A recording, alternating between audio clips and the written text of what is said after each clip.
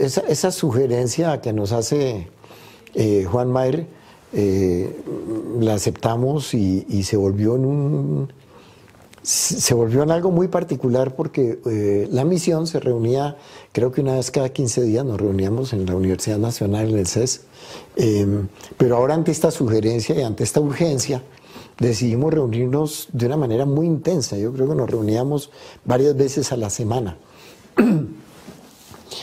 Pero además hacemos una relación muy estrecha, desde luego, con la Secretaría de Planeación de Bogotá, que en esa época no se llamaba Secretaría de Planeación, sino se llamaba Dirección Administrativa de Planeación Distrital.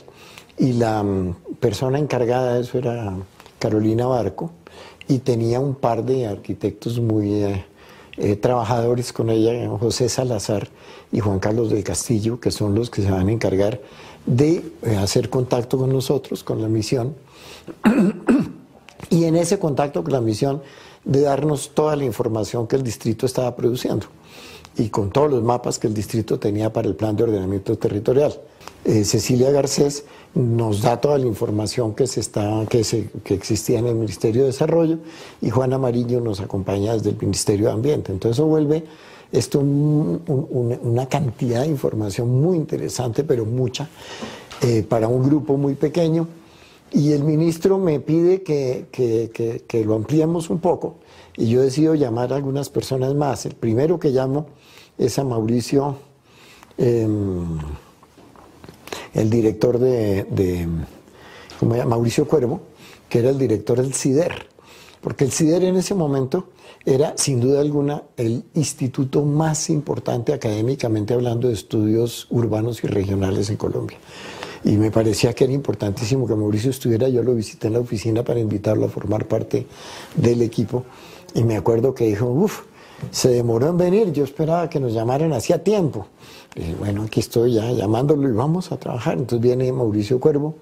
El otro que llamamos es Raúl Jaramillo Paneso, que además de ser muy cercano, muy amigo de Rogelio Salmona, era un especialista muy importante en temas de turismo, porque nos parecía también que ese tema estaba ausente y que necesitábamos considerarlo. Y comete un gran error buscando un abogado especialista, traje a un señor que se llama Mauricio Correal, que fue muy, muy, muy flojo realmente, porque la persona que yo conocía que era muy buena en ese momento era Eugenia, y Eugenia estaba formaba parte del equipo de la CAR, entonces, o estaba muy cerca del equipo de la CAR, entonces no la podíamos traer también al equipo de la misión. Entonces traje este abogado que fue un chasco completo. Y había otra persona que formaba parte de la misión y que había sido prácticamente integrado por solicitud de 3 personas, del alcalde Peñalosa, del superministro del gobierno de Pastrana, que era el doctor Jaime Ruiz Llano, y de Rogelio, que era muy cercano a todos ellos. Entonces él dijo, no, hay que traer a este señor, que fue otro abogado especialista en derecho urbano, que había sido muy importante en toda la normatividad anterior del distrito. El acuerdo 9, que era el acuerdo que era como el POT, digamos, de Bogotá anterior, lo había redactado él había sido el jefe del equipo redactor de ese acuerdo 9, y por lo tanto era una de las personas que más conocía el tema, pero era, como les digo, como una especie de abogado de Jaime Ruiz y de Peñalosa en la misión. Empezamos el trabajo entonces con toda esa información. Me dio la posibilidad del proceso de traer algunas personas. Entonces traje a un señor que se llama, o que se llamaba, yo creo que él ya de pronto ya no está, como todos se nos han ido muriendo, ¿no? Ralph Hackert, que era el jefe de la misión de las Naciones Unidas en Centroamérica para todos los asuntos de población, de la Organización de Naciones Unidas para la Población. Y él viene y se queda 3 días en mi oficina, clavadísimo, juiciosísimo, haciendo una revisión de los datos de crecimiento de Bogotá que había planteado el POT de Enrique Peñalosa para ver si eran coherentes o no eran coherentes. Invitamos a una cantidad de personas, yo tengo una lista de invitados sobre temas específicos a que nos explicaran y nos ayudaran con temas muy concretos en ese momento. Y hicimos un trabajo realmente muy intenso, con descubrimientos de cosas muy interesantes y muy sorprendentes. Cuando quisimos tener los mapas de la zona específica del norte de Bogotá, descubrimos que ni el distrito, ni el Ministerio de Desarrollo, ni el Ministerio de Ambiente tenían mapas hídricos del norte de Bogotá. No había, no se sabía.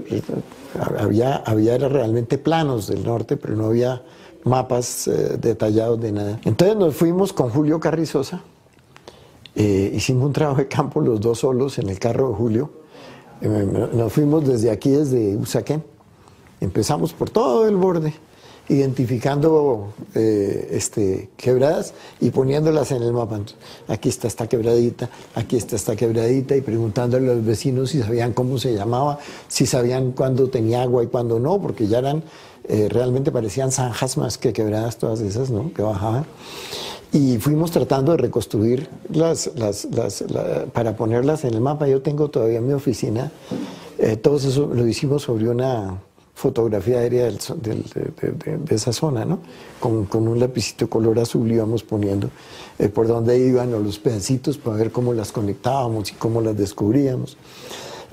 Para decirles, en esa época realmente las decisiones se estaban tomando con base en muy poca información ambiental. No había suficiente información ambiental a pesar de todos los trabajos que ya existían, pero cuando iba uno a bajar al detalle no había suficiente. El DAMA apenas estaba también empezando su trabajo y la información era mínima.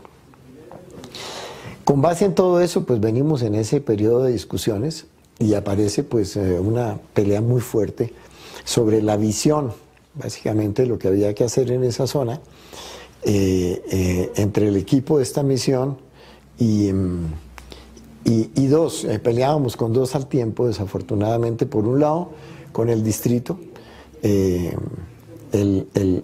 director del DAMA casi no participó en la discusión, sino que todo estaba en cabeza del subdirector científico, que era Germán Camargo, y la pelea con Germán Camargo fue durísima y difícil, sobre todo porque Germán Camargo ya había tomado decisiones desde antes, y entonces no había una discusión argumental, sino una discusión donde la palabrería abundaba, pero los argumentos no aparecían por ninguna parte.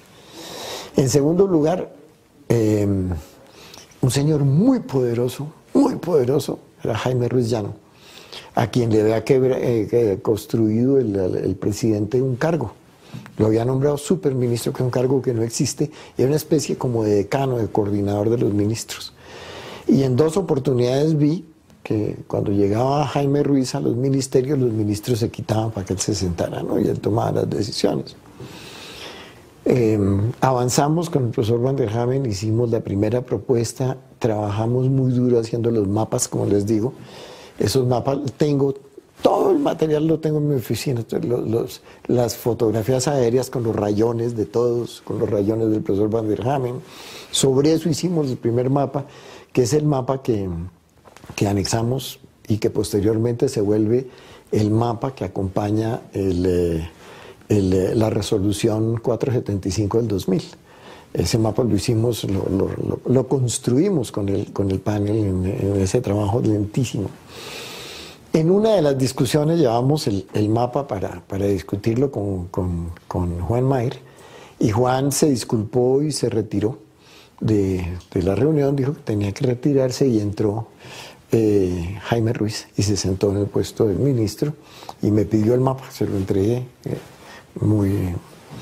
entonces le pegó durísimo con los dedos y dijo: esta cosa aquí, ¿qué es? ¿Dónde están las vías?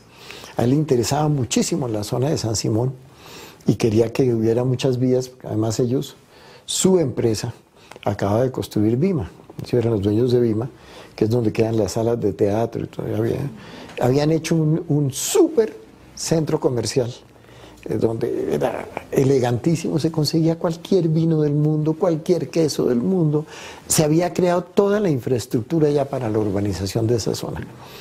Y pues nosotros no estábamos de acuerdo con eso y no aparecían vías en la zona, entonces él se puso furioso y golpeó. Y ese día yo le tenía respeto y aprecio, pero ese día le cogí el mayor aprecio a Manuel Rodríguez Becerra. Porque Manuel, cuando vio esa actitud de Jaime Ruiz, le dijo: discúlpeme, ministro, pero yo quiero preguntarle a usted aquí en calidad de qué está. Usted es el dueño del suelo del norte. ¿Está en calidad de dueño del suelo? ¿Está en calidad de constructor? Usted es el constructor de San Simón. ¿O está en calidad de ministro? ¿En qué calidad está aquí, en este momento, en esta discusión? Porque me parece que mezclar los tres es bastante inconveniente.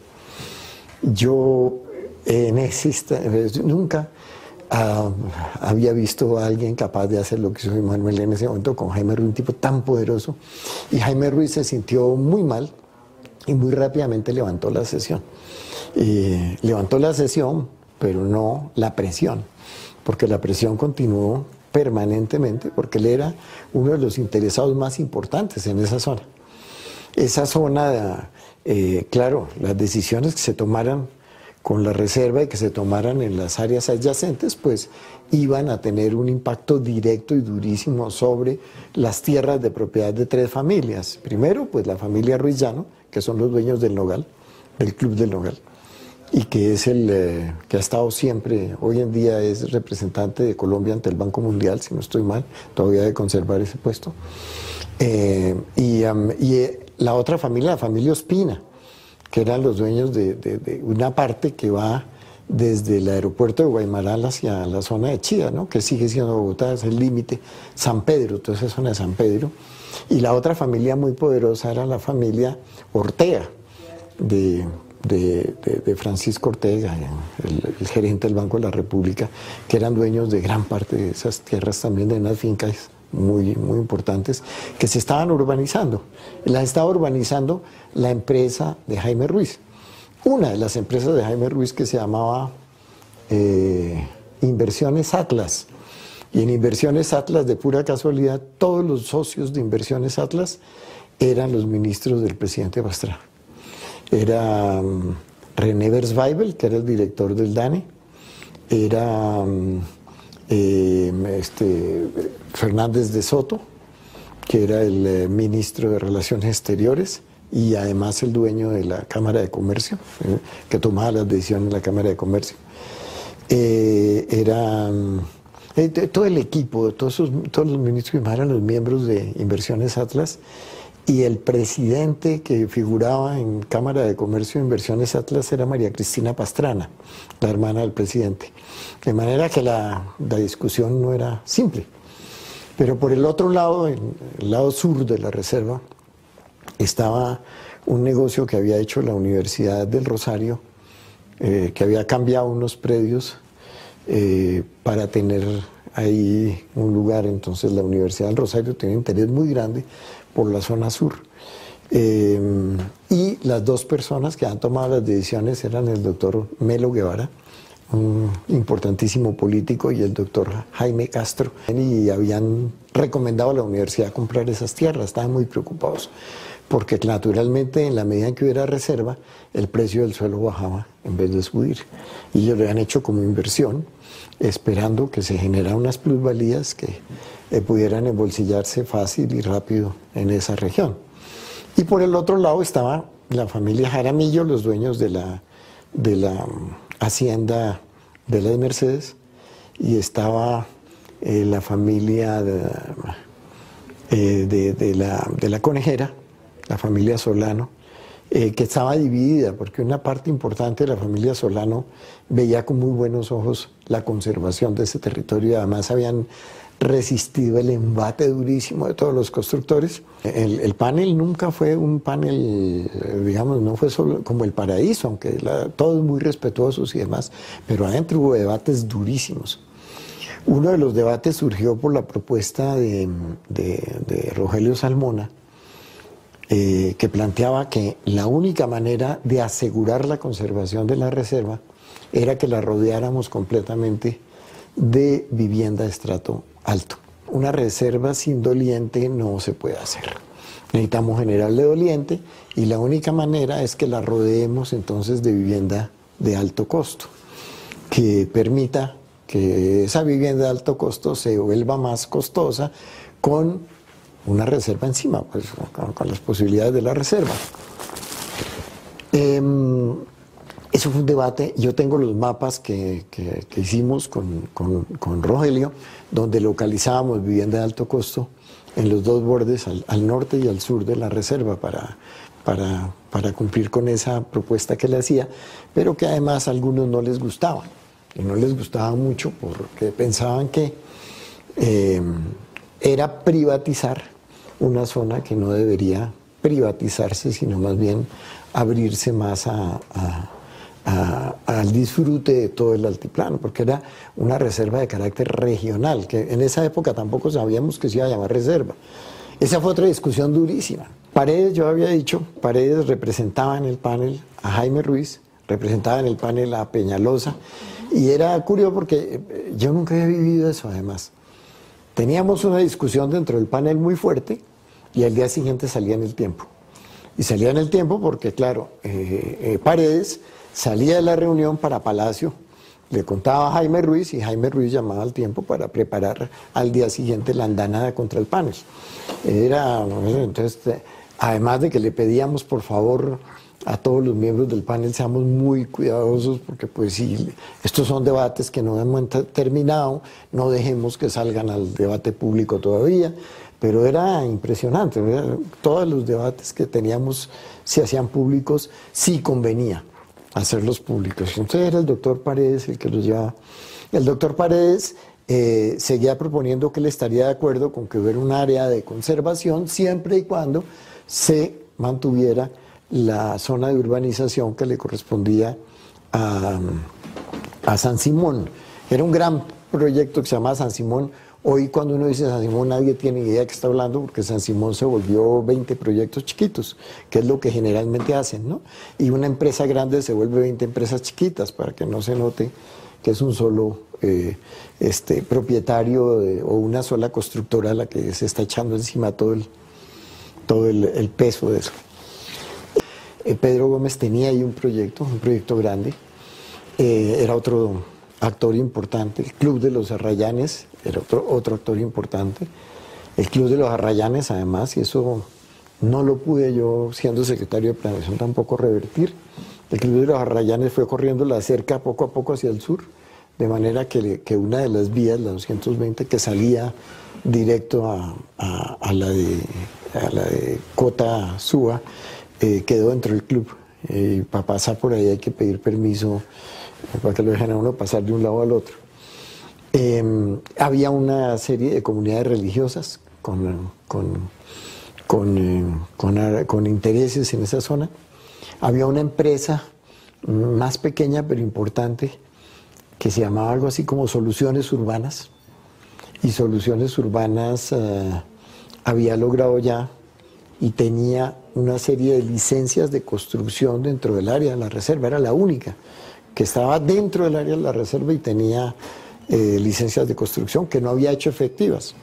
Entonces, pues para nosotros el hecho de que no las hubiera hecho efectivas, la norma dice que son 6 años, es por 2 años una licencia y tiene posibilidad de renovarla 2 veces, lo que da un periodo de 6 años. Esto ya había pasado, pero ellos lograron demostrar que se podía, que eran derechos adquiridos y que los tenían. Entonces tratamos de negociar con ellos. La hija del dueño de Soluciones Urbanas se casó con Roberto Moreno, el gerente general de Amarillo, y entonces eso formó parte de la dote y entró a formar parte de las tierras de Amarillo. Entonces Amarillo empezó a ser un jugador importantísimo. Y Amarillo son 2 hermanos terribles.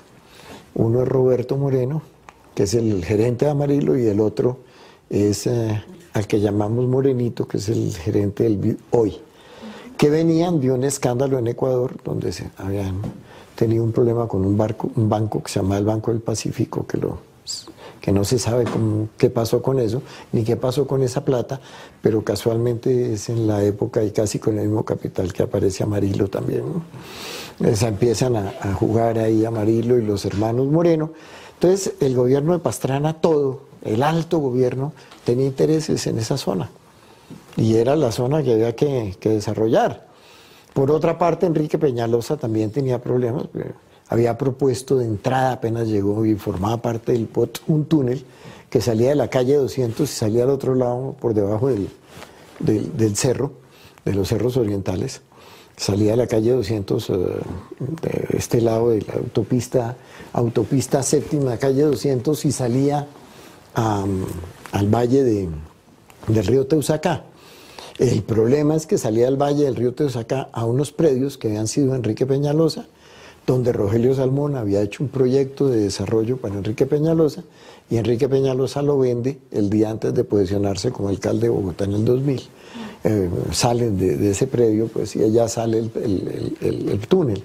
Entonces había un montón de suspicacias que se generan todas esas cosas, pues los dueños son todos del equipo de gobierno del presidente, las tierras están repartidas entre una cantidad de constructores importantísimos, todos muy vinculados con el poder. Las obras públicas de la zona que se están planteando como un proyecto gigantesco tienen que ver con tierras que muy recientemente estuvieron en poder de los gobernantes, incluyendo al alcalde Peñalosa. Y todas las suspicacias jugaban también un papel en las decisiones que se estaban tomando con la discusión del POT. Todo esto era la discusión del Plan de Ordenamiento Territorial del 2000. De manera que le recomendamos entonces al ministro varias cosas. La primera, conservar la propuesta de esa área de conectividad. Entonces viene una discusión larguísima en el panel. ¿Qué le recomendamos al ministro? ¿Que vuelva esto qué? Puede ser un distrito integrado a manejo, que alguien propuso primero. Y creo, si no estoy mal, fue Manuel, ¿no? Un distrito integrado a manejo podría ser una figura importante, interesante. Y recuerdo que fue Julio Carrizosa quien se opuso con mucha fuerza a que fuera un distrito integrado de manejo y propuso más bien que fuera una reserva forestal. Dijo, la única figura que tiene peso y que se respeta es la de reserva. Entonces volvamos a la reserva, que sea una reserva forestal. Entonces se le recomienda al ministro que esa zona de conectividad se convierta en una reserva forestal. Y todo esto va contribuyendo a una propuesta que se trabajó con mucho detalle y que toda era producto de consensos dentro del panel, pero esos consensos no se lograban fácil. Eran consensos donde, por un lado, Paredes metía toda la discusión todas las veces, y por otro lado, Rogelio y en alguna medida también Germán Samper tenían una visión muy distinta, donde veían, ellos buscaban lo que llaman ahora el equilibrio entre desarrollo y sostenibilidad, y era en últimas pues darle prevalencia a la construcción de unas áreas de muy alto costo en la zona. Cosa que también a nosotros no nos molestaba del todo. No nos molestaba del todo porque pensábamos que de todas formas las plusvalías generadas por esas zonas podían ayudar a conservar la reserva, a mantener la reserva. El hecho es que le hacemos la recomendación al ministro. Yo redacto pues, prácticamente, pues yo era el secretario del panel, me toca redactar el informe, que tomamos la decisión, todo el mundo estuvo de acuerdo, que fue un informe muy concreto, no creo que, yo no me acuerdo, pero no son más de 15 páginas, con ese mapa inicial, y se lo entregamos al ministro, y el ministro decide iniciar el proceso de hacer el decreto, perdón, la resolución, ¿no? Que finalmente va a ser la 475 del 2000. Empiezan a trabajar la resolución, nos la mandan al panel para que la revisemos, hacemos la revisión, yo personalmente la llevo al ministerio y la entrego en la oficina de ordenamiento territorial para que empecemos el proceso, y empiezan a pasar una semana, 2 semanas, casi 3 semanas y no tenemos respuesta. Entonces voy al ministerio y pregunto dónde está, y uno de los funcionarios me dice, no, es que todavía la están revisando en presidencia. Y yo, ¿por qué tienen que revisar la resolución en presidencia? Pues la tenía que revisar la oficina de Jaime Ruiz, naturalmente.